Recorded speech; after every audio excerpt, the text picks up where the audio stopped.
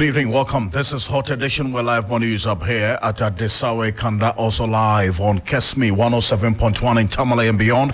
We're live on W93.5 in Wa and beyond. Coming up this evening, NDC feels vindicated by ongoing controversy over the use of Ghana card as a source document for voters registration. This evening, the largest opposition party warns the Electoral Commission to listen to wise counsel from its former boss, Dr. Kojo Afrey-Jan. Also this evening, Deputy Majority Leader demands an apology from the NDC National Chair over claims that he instigated violence during the just ended district level elections. Also on the show this evening, Nursing and Midwifery Council makes moves to counter exodus of health professionals from the country as it signs memorandum of understanding aimed at encouraging nurses and midwives in the diaspora to return home. Details plus the latest in business, sports and entertainment coming up over the next 60 minutes. Here on Hot Edition on 3FM 92.7. We're streaming live on Facebook at 3FM927, also on Instagram and X at 3FM927. I am Alfred Ocansey. Welcome.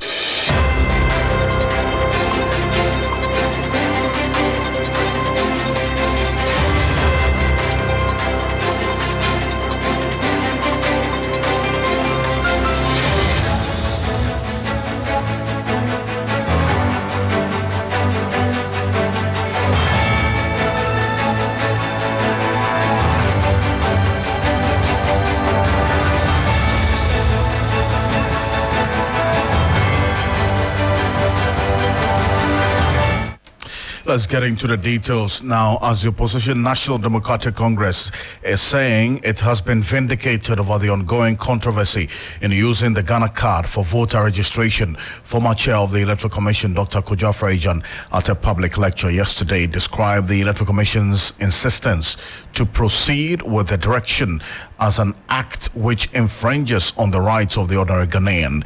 The former AC boss also questioned the rationale behind the decision to have a regional coalition center during the 2024 elections. Let's take a listen to what Dr. Kojo Afrey-Jan said earlier, as yesterday.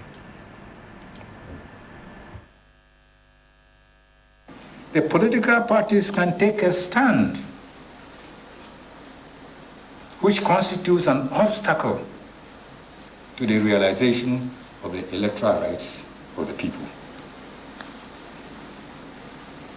When that happens, it is the duty of the Electoral Commission to uphold and protect the rights and interests of the people. I'd like to give a very simple example. The political parties once wanted the Electoral Commission to make it mandatory for people to produce their voter ID cards on election day before they are allowed to vote. The Electoral Commission said no to this no card, no vote campaign,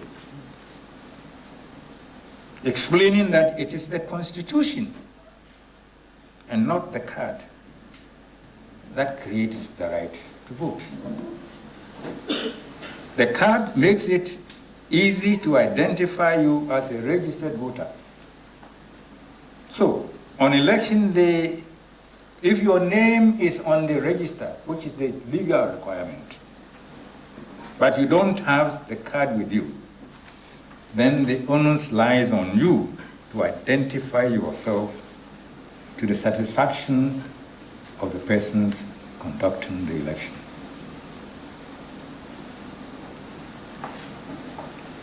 Fortunately, the political parties eventually agreed with the Commission's position. In contrast,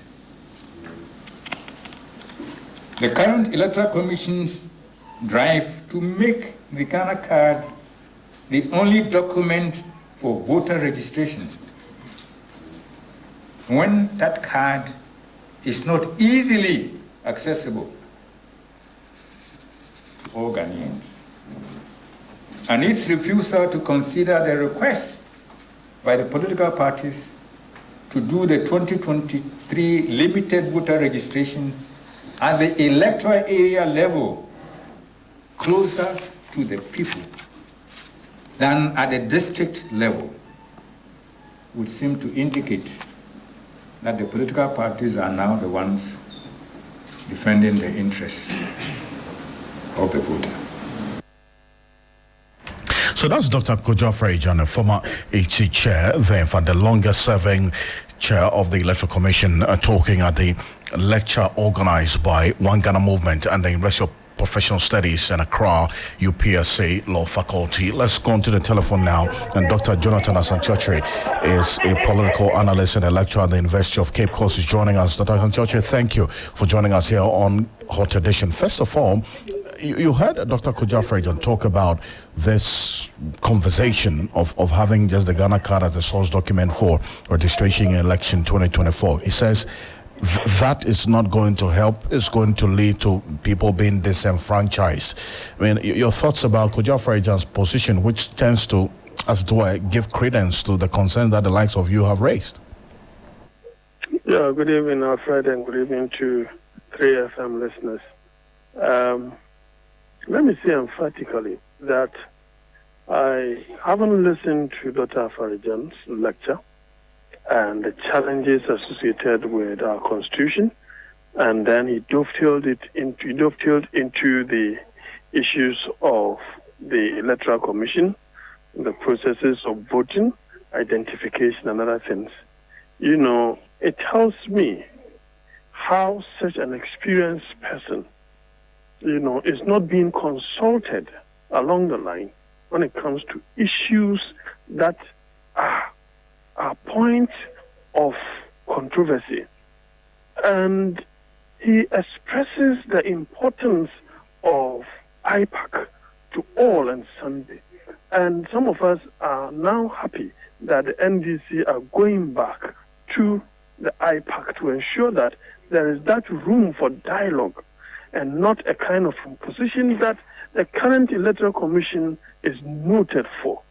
And we all know that this card, if we say, and I think that it took a struggle of the opposition party in Parliament to stick to their grounds, that look, to use that will disenfranchise majority of the people. Now, when the limited registration was done, we found out that a greater percentage of the populace rather use the guarantor system to get themselves onto the register. If the sole document or primary document is the Ghana card, then you could as well, you know, have in mind that about 60% of those who got themselves registered would have been disenfranchised. And so that is the more reason why the IPAC is there. They are there to dialogue on issues of controversies, issues where there is that kind of, disconcord and misunderstanding. And then these issues could easily be ironed out. It reduces the tension that is usually associated with our elections. When that thing is done, it douses the tension. And I think that someone in the person of the Electoral Commissioner, who, a lady for that matter, haven't been in this governance processes for all this period, shouldn't be the one who will be the source. So the question is, if you, the source of conflict, for example, if you really want to go ahead, what problem are you going to cure being insistent on the Ghana card? You are saying that you want a clean register, yes? And of course, you're going to rely on a card that in itself, that which you are dodging, that which you claim you are dodging away from, is part of the processes of that particular card and its acquisition. So that kind of, illogicality that she's been preaching, I think it does not really augur well for our democracy. And there are other things that probably, if you ask them, maybe we will be able to comment on that. I mean, certainly. He goes on to talk about the structures and the reforms that, in his view, the Electoral Commission would also have to be concentrating on going into election 2024. In the end, as you mentioned earlier, there has to be some level of consensus building. Would you expect going forward, 11 months to election 2024, there'll be a lot more of these IPAC meetings to be able to reach this consensus on the issues that Dr. Afarijan raises? Certainly. I think we need more consensus building. The main opposition party ought to be there. The Peace Council will be in the fringes. But we do not want to see and be hearing situations where the Electoral Commission is imposing. Yes, Dr. Afarijan said something very intriguing. And the point is that he says even when the political parties all agree and all of them disagree with the Electoral Commission can still find a way of implementing that particular agenda. But of course, I've always said that, and he said, you need voters to conduct elections. You need those who are contesting in order to conduct elections. So it is not just about the Electoral Commission. The political parties are the major stakeholder in the process. They finance, they use their energy, their resources, and therefore you just cannot do away with them and think that you are going to be in a position to conduct a freely and fairly, organized elections. That is the more reason why we need more consensus building. And I think that it may have been the 11th hour, but the NDC's return to the IPAC is something that the Electoral Commission should latch on to their advantage and ensure that issues that have the potential of causing controversy and chaos in our electoral processes are nipped in the bud. Talk about confidence in building or the trust for the electoral body, and this is what I'm going to end with you on. What has to be done on both the sides of the political parties and the Electoral Commission to build that broken trust in the electoral management body going into 2024 elections? If you are proposing reforms, put it before all of them. Do not polish and tell them that this is it, take it or leave it. That will be a source of conflict. You have spoken about the removal of ink, the use of the ink. That will stir controversy because someone will be suspicious.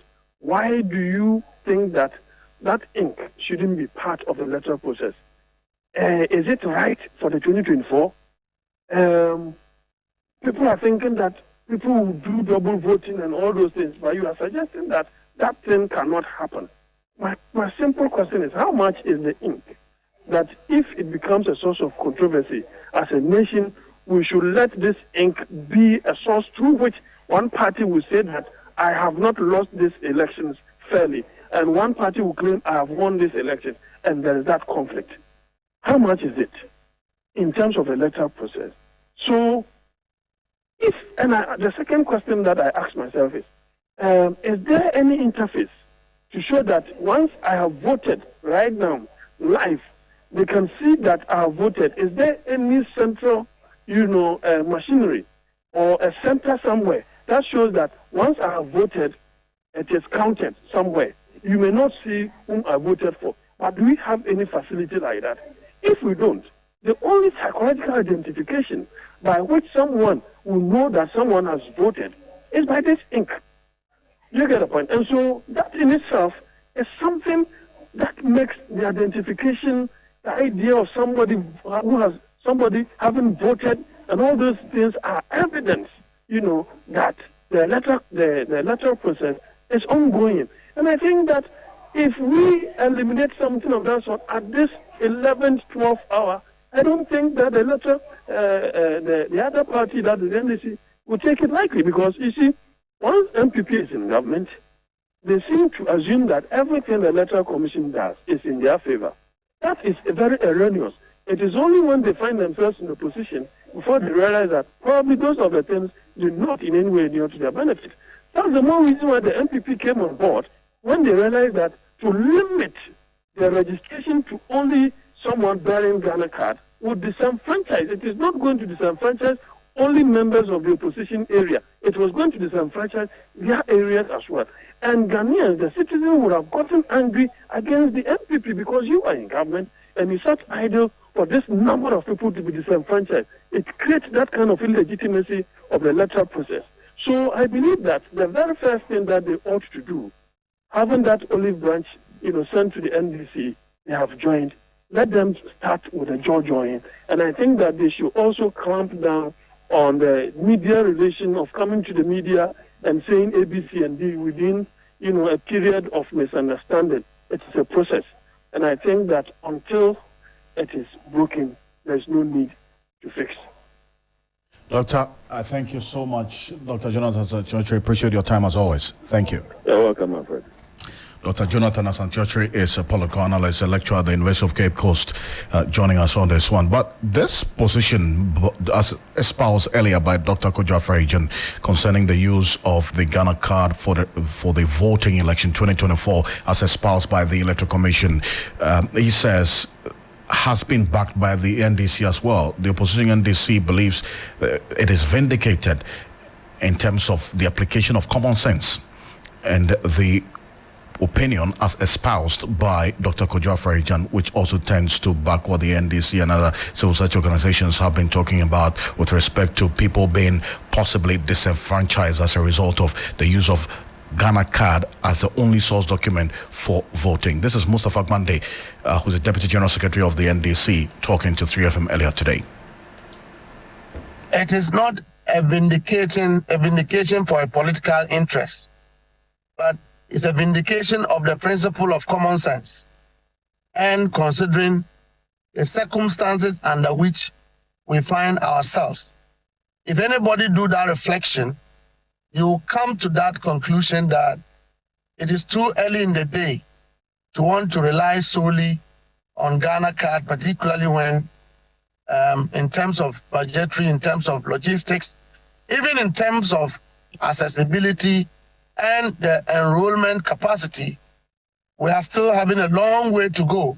So given these conditions, if you enroll a rule to say that Ghana card should be the only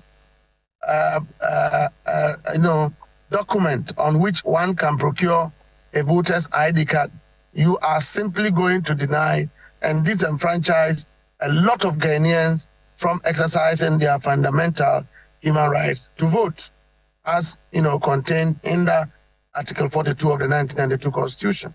And so clearly, we expected us to get to this route because that is what is common sense, and that is what supports the prevailing condition under which we find ourselves. So the NDC's position vindicates common sense and reflects the situation where we find ourselves as a country. Well, Mustafa Mande asks that the party does not support the original collation of election results as proposed by the Electoral Commission. There was manipulation of figures in the 2020 general election by the Electoral Commission, an act which we find as illegal, an act which we find to be impudence and strange. Now, the NDC have stated that we will not stand in for any process that does not give an assurance of transparent and credible, free and fair elections. Now, like I said, whether or not there is a regional coalition process will be analyzed to the effect that how will that system aid one party to manipulate election results? If we have a system where from a constituency coalition, results can be transmitted straight to the headquarters, one will come to the conclusion that that system gives the assurance of transparency than cutting corners where the results have to go to the region for the region to tabulate, make errors, make deductions before they are sent to the central pool. So for us, we have always stood for the fact that the regional coalition is unnecessary. As Mustafa Mande is the Deputy General Secretary of the NDC there. Now, Vice President Dr. Mahmoud Bawumia has pledged commitment to reform the electoral system at the district assembly level.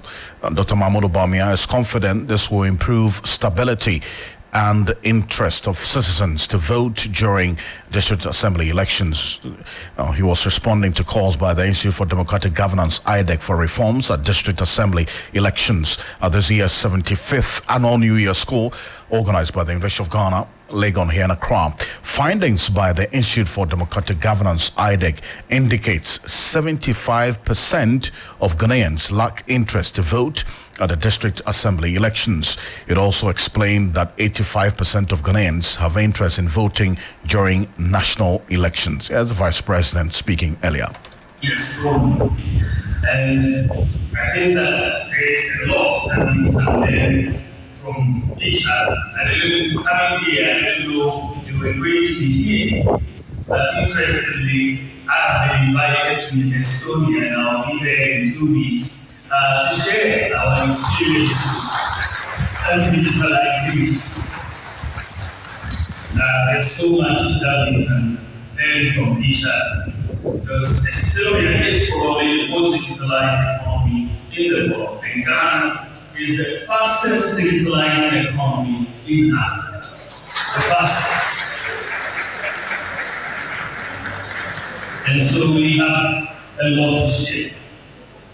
One of the things I think that Professor Katrina Nicholas was talking about, digitalization and technology is the vehicle including the excluded in society. It gives transparency. If you look at what we went through in Ghana 60 years after independence, between 1957 and 2017, the system that developed excluded so many people.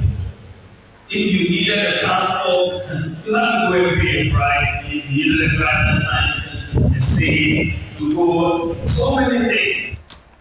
That's a Vice President there. Now, the Chief Justice, Gertrude Arba Esaba Tokono, has cautioned journalists to refrain from unnecessary sensationalization in the reportage in order to prevent inciting violence and other situations that would require the intervention of the courts.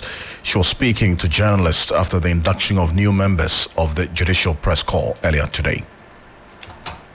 Because you are the breakers. You could be the breakers of the peace. You could be the breakers of the peace. Because when it comes to elections, for instance, the rest of us will just go and cast our votes. The citizenry will cast their votes. And then you present. Now, if in your presentation there's unnecessary sensationalism, that could trigger off situations which then we have to resolve, is that through this year, you will do your best to learn the intricacies of the legal structures around elections. For instance, it's not enough to say that, elections are won or lost at the polling station. Sometimes there are these pedestrian statements.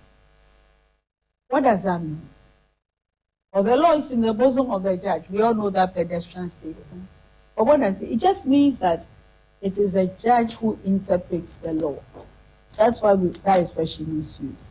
The facts come from the parties and the judge determines the law. What does it mean by elections are won or lost at the polling station in terms of law? It means the quality of the evidence regarding the outcome of the election is determined at the polling station.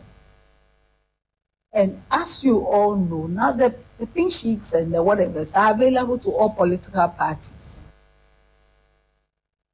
As the Chief Justice, Gertrude Tokono there. And let's go to some more stories. Aggrieved Men's Gold customers have reiterated their calls for the prosecution of the Chief Executive Officer of the defunct Men's Gold Company, Nana Pia Mensah, popularly known as NAM1. In a statement, the group backed the decision by the Attorney General and Minister of Justice and the Director of Public Prosecutions to pursue justice for Men's Gold customers. Namwan is facing 39 counts of fraud and money laundering charges, and his case has been dragging for a little over a year now, with these new charges leveled against him by the Attorney General.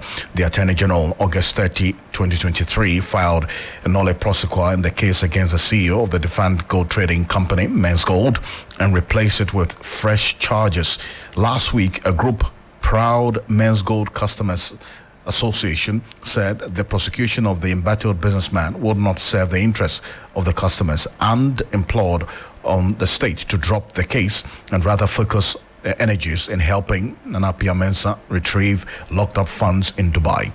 Now, there's been this particular call by the aggrieved Men's Gold customers, and Frederick Forson, a spokesperson for the aggrieved Men's Gold customers, joining us. Fred, thank you for joining us here on Hot Edition. So, what exactly, we do know that the Attorney General and Minister of Justice leveled these new charges. You sought some answers from the Economic and Organized Crime Office, EOCO. You've gotten those answers. So, what next? Yes, thank you very much, and Happy New Year. Last week there was a group that had a press conference at the National Press Center, and they made certain statements, and it appears many people thought that this was us, i.e. the Coalition of Agri Customers of Men's. So this statement is to dissociate ourselves from the statements made by those people, because we had already expressed our full support for the ongoing criminal prosecution, because at the end of the day, we believe that the court is going to dispense justice, and we are looking for justice. And so the statement that were made by the convener of that so-called Proud something Men's Group, we are not part of it, and did not come from us. We have no knowledge of it. We have no foreknowledge, etc. What we want to encourage Mr. Nana is that if indeed he has won any judgment in court, we believe that judicial judgments are executed in court and not through press conferences by mercenaries. If he believes truly that he has won judgment, why is it that for 5 good years the public, neither the public nor even the customers, are not aware of this judgment? That today that the case moved from the lower court to the high court and prosecution has started, the first witness has been called. Next week, Monday, the second witness is also going to mount the witness box, and the whole week there's going to be trial. Now that they are coming out to tell us that there's a judgment in court, there's a judgment that has been won. So we think that for us to believe in, we must publish the so-called judgment. But we are aware of a certain judgment that was pronounced in 2019. And when we read through the judgment, we never saw any award given to him.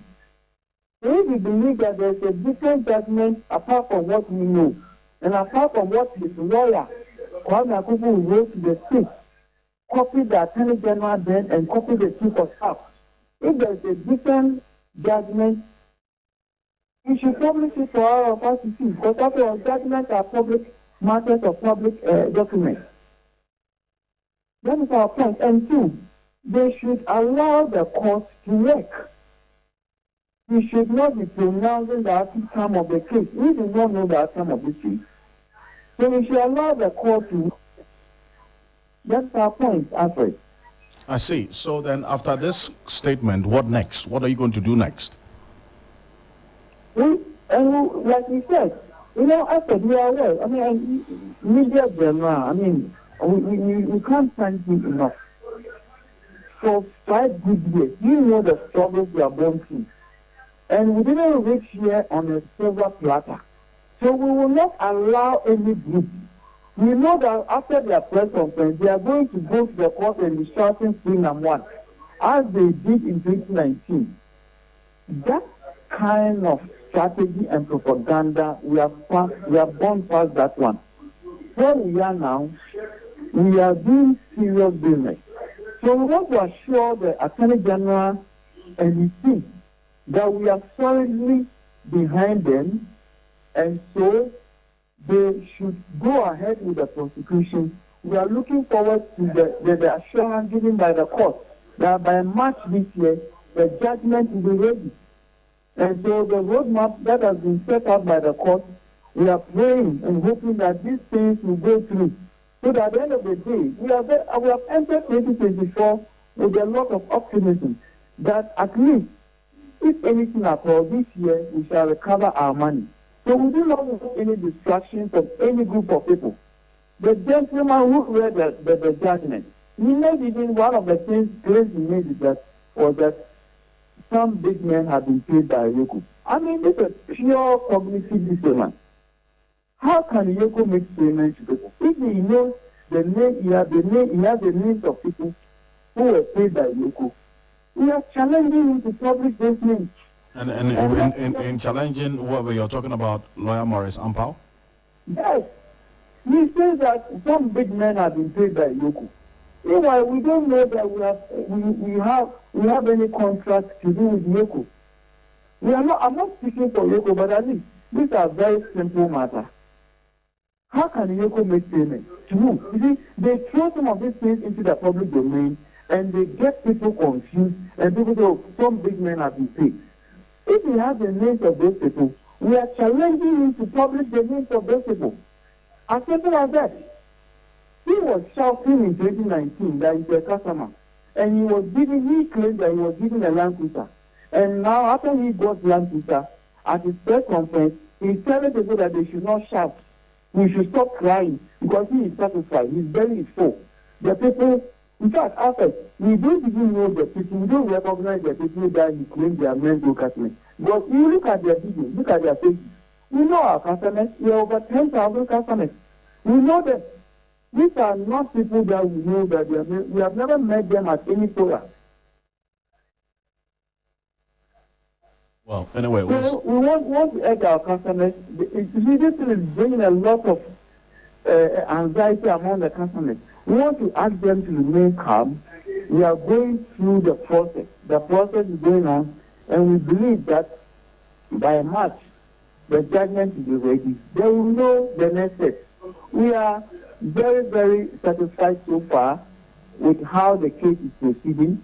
Next week Monday, the 15th, 16th, 17th, and 18th, and Friday, 19th, and Friday, every day the court has said that there is going to be trial. And that is what we are looking at. Okay. Fred, thank you for joining us. Appreciate it. Thank you. Fred Forsing speaks for the aggrieved Women's Gold customers talking there. So live here on Hot Edition on 3FM 92.7.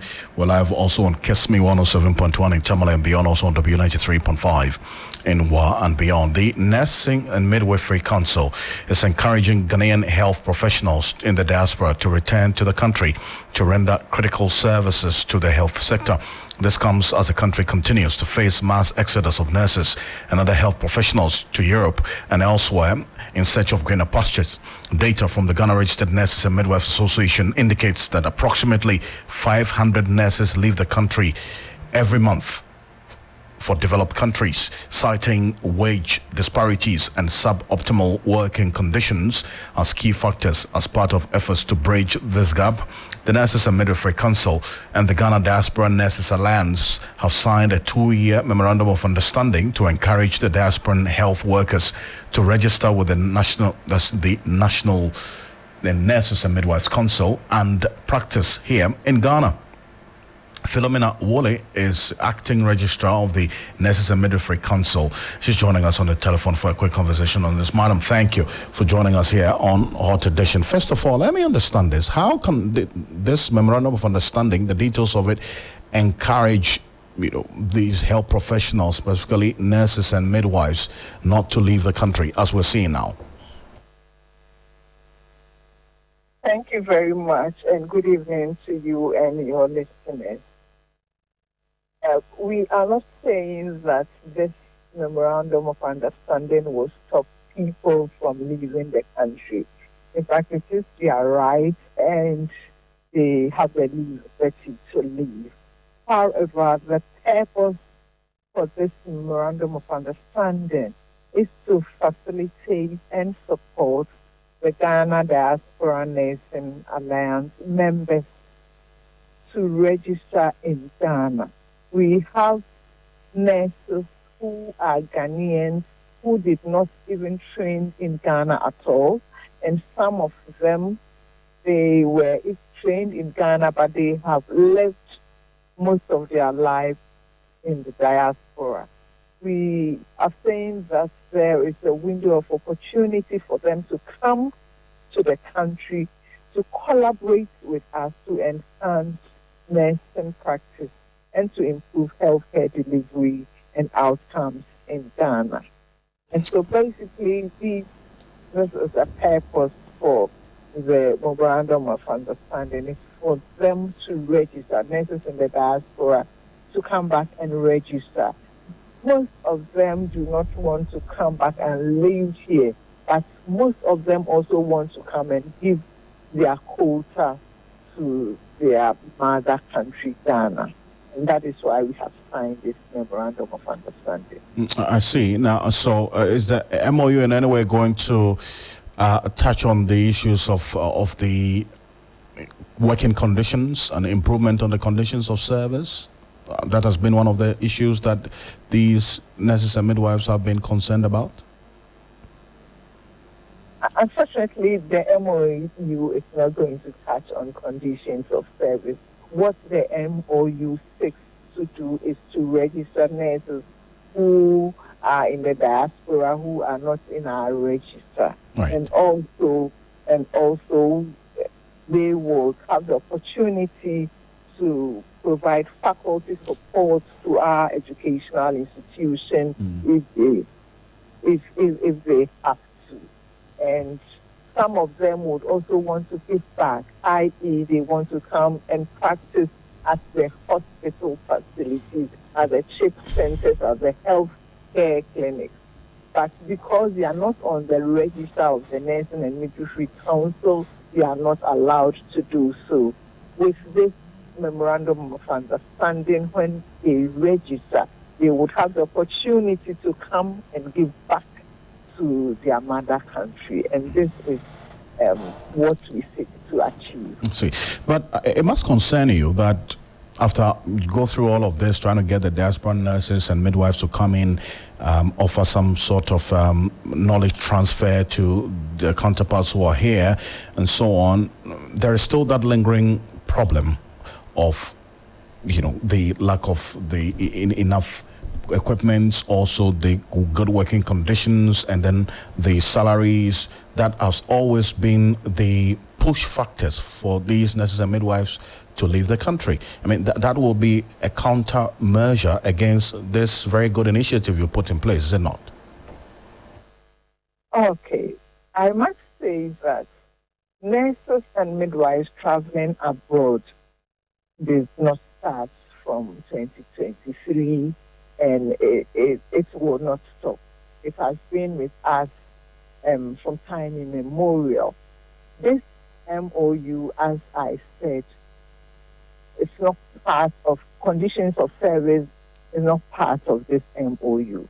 However, I would say that the benefits will be that we would have faculty support, we will have nurses and midwives who have the expertise to also come back and help in the system. And I believe that when people get to know that, even though I have traveled outside, I would have the opportunity to come and practice here, they will come, and some of them might even decide not to go at all.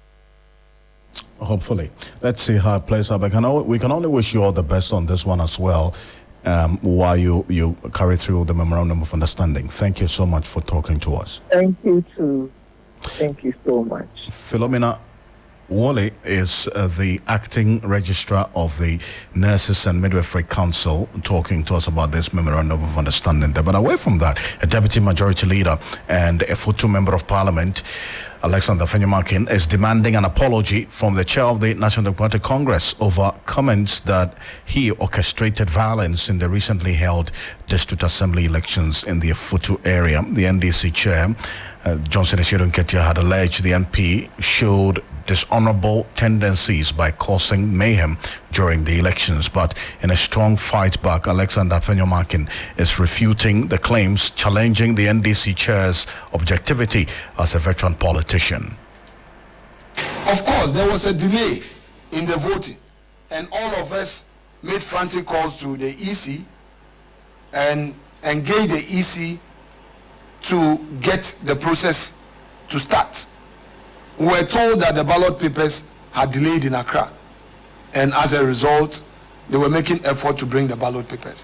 When the ballot papers were brought, the NDC activists in the area started pushing tables and telling people that they were not going to allow any voting. The police was called in. We called the police to come in.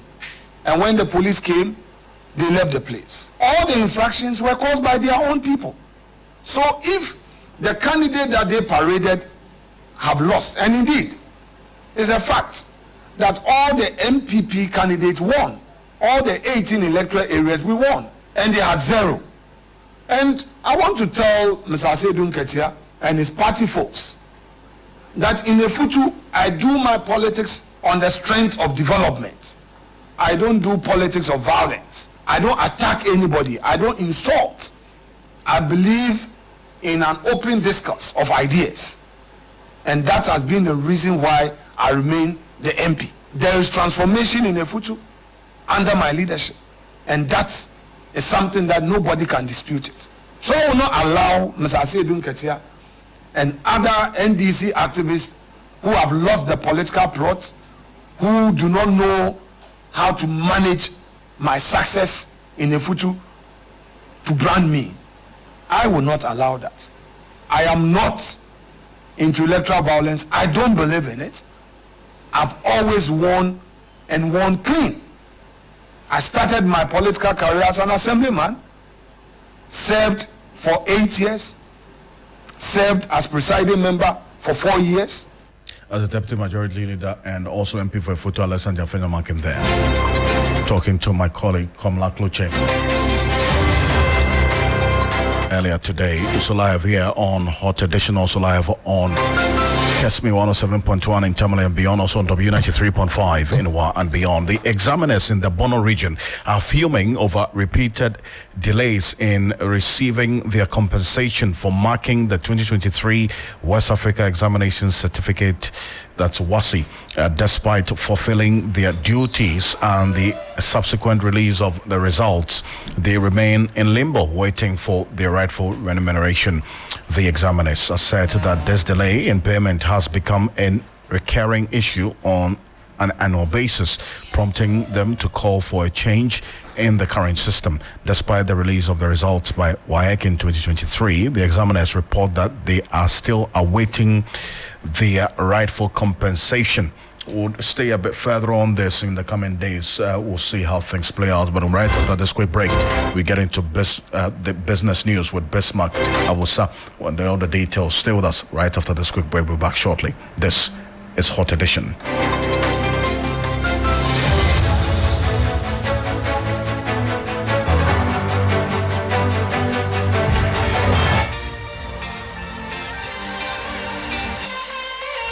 When it comes to the world of sports, what does complete mean to you? When my team scores at the end of a 30-plus passing sequence, you know, like Pep Guardiola style. When someone beats the buzzer from the shots from the logo, like Steph Curry. Dominating opponents and punching my way to a knockout, like Africa's greatest boxer, Azuma Nelson. Running so fast that I can afford to celebrate midway through a 100-meter race and smash the world record like Usain Bolt. Hold up. What makes all of these sports complete is the screen. This is where you get access to extensive analysis, insights, and highlights. So join us every Sunday at 6 p.m. live on 3FM 92.7 as we serve you the most satisfying buffet in the world of sports. The 3 Sports team will come together to review, preview, and analyze the latest in sports on Sports Ultras.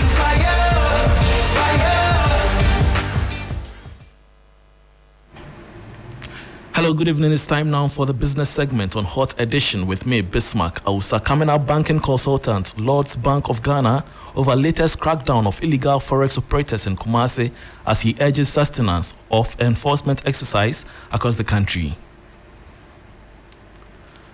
not just an initiative that we have to applaud Bank of Ghana for, but it's something that we should expect Bank of Ghana to be doing on the regular basis, because when we allow people without license, people who are in what we call the black market, to operate and set the pace for our currency, it leads to depreciation of the currency, as we have seen over the years. So such a news, when it come out, it leads people to have some kind of confidence that there's some kind of sanitization in the system. And I think that it's not just about a few people. We should look at the people behind most of the cartel when it comes to the forest business. And that's where we'll be able to stamp authority and be able to control the narrative when it comes to the Ghanaian system. It's actually interesting that you only find some of these actually in Ghana. When you go to other parts of Africa, other places, you hardly even find people trading in dollars. And that was banking consultant Patrick Abankwaba urging the Bank of Ghana for its crackdown on illegal forex operators in the latest exercise at Kumasi. Moving on, Ghana's rising debt level has become of keen concern, especially as government managed to raise about 3.2 billion cedis in the first Treasury Bills auction 2024, 15.24% more than the targeted amount. Head of Research at the Institute of Economic Affairs, Dr. John Kwachi, says government's aggressiveness in borrowing from the domestic market will make the country's debt situation worse. He spoke to 3 Business. Government seeks to borrow 12.7 billion cedis via Treasury bills in January 2024 to finance maturing bills, an amount 1.2% lower than what was borrowed in December 2023. However, Director of Research at the Institute of Economic Affairs, Dr. John Kwachi, says the rate at which government is borrowing from the Treasury market is alarming and must be checked. We are seeing government in the Treasury bill market from week to week. We can see the billions of cedis that government is raising is very high on a weekly basis. According to Dr. Kwachi, government's aggressive borrowing from the domestic market is attributable to delayed foreign financing. I'm drawing attention to the fact that because the other sources of funding are not coming, government is borrowing from the domestic market like before. And this will certainly show up in the debt levels when they are recorded, later. Experts anticipate government's target will most likely be higher in the coming weeks as it seeks to finance the 2024 budget deficit and buffer for February 2024 coupon payments on the restructured bonds. There are concerns, however, that there could be a drain on the public purse as Ghana's debt keeps raking up. Before we go, a financial analyst and senior lecturer at the University of Ghana Business School, Dr. Benjamin Amwa, is projecting Ghana's banking sector will see improved profitability with consumer confidence bounce back this year, 2024. His optimism comes on the back of the negative impact of government's domestic debt exchange program on the bank's finances. He believes the uncertainties within the country's investment climate will be subdued. 2024, we are expecting the banks to post good results for 2023 because the biggest risk that the domestic deficit program has already been recorded in their books for last year. We are expecting that this year's performance will be much better. And that will be all for the business segment on Hot Edition with me, Bismarck Ausa. For more business stories, please log on to 3news.com. Thanks for your company.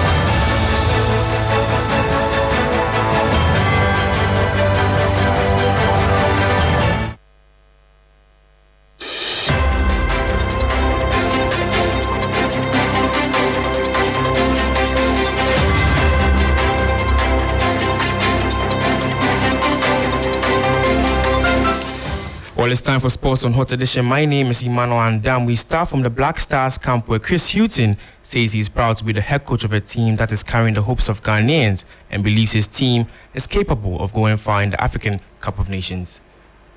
I want to be head coach of a team that makes the country proud in this tournament.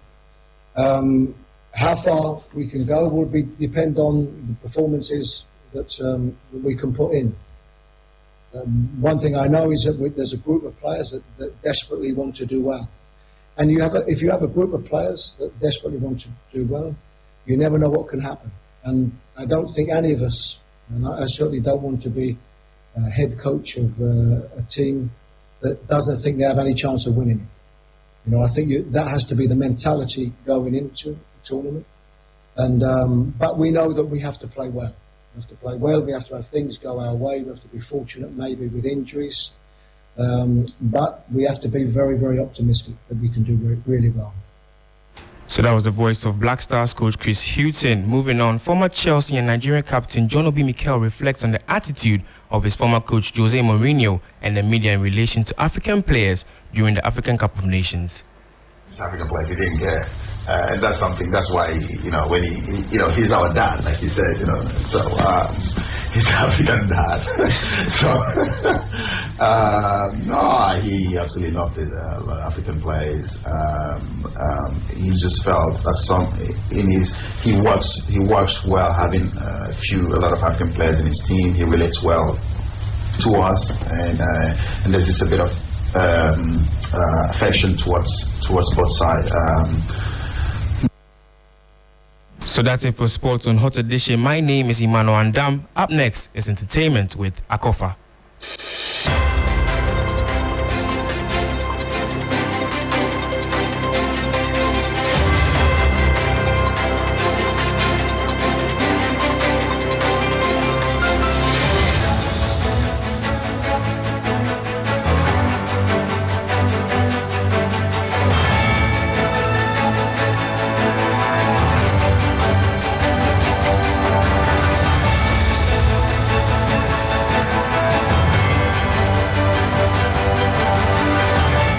Well, hello there. Thank you for staying tuned into Hot Edition on 3FM 92.7. It's now time for the entertainment news segment powered by 3 Entertainment. My name is Akofa.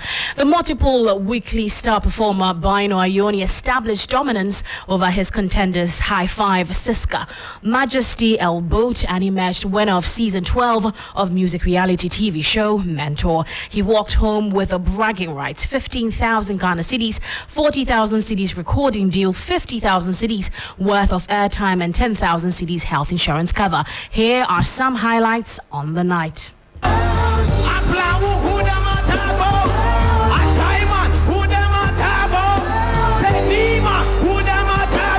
The highly competitive Mentor Season 12 platform has been a springboard for undiscovered Ghanaian musicians to launch their careers. The 13-week journey was brought to an end with a grand finale that thrilled both audience and judges.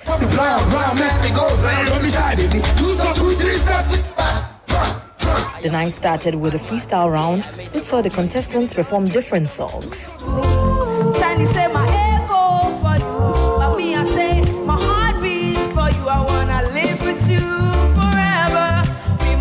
The second stage of the electrifying grand finale had the 5 finalists perform their own songs. Nobody cared to the manga. Nobody knew the things you knew. L.O.V. is love from nothing and love to dweller. Let's dweller. See, I've been around the world, seen a lot of girls. Baby, let me be by your side, baby. Put a ring on my hand, baby. You are mine, I'm yours, baby. That's why I wanna be yours forever. Bino, a frontrunner throughout the show, known for his reggae dancehall renditions, beat fellow finalists El Boot, Majesty, Siska, and High Five to clinch the bragging rights as Mentor Season 12 winner. Is here. The winner of TV3 Mentor Season 12 is Bino Ayoni.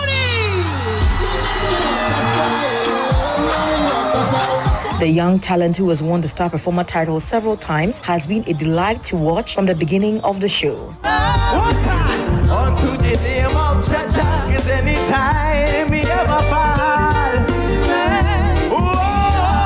let me say glory.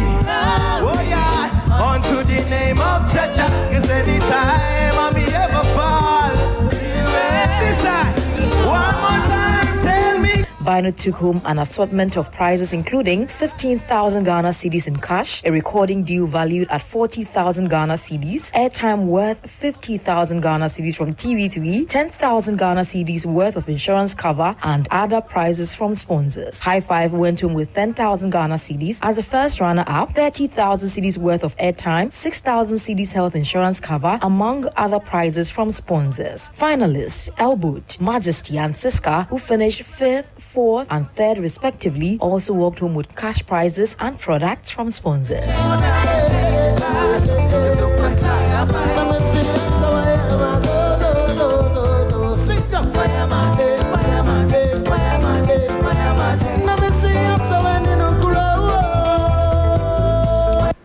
Well, congratulations going out to Bino and the other finalists as well. Away from that, let's turn our attention to the international scene, where in his first interview since a jury found him guilty of assaulting and harassing his ex-girlfriend, Jonathan Majors said he was shocked and afraid upon hearing the verdict. Majors was found guilty of one count, of misdemeanor, 3rd-degree assault, and 1 count of 2nd-degree harassment, but acquitted of 2 other counts of assault and aggravated harassment in a split verdict. He told Davis, the interviewer, he plans to appeal.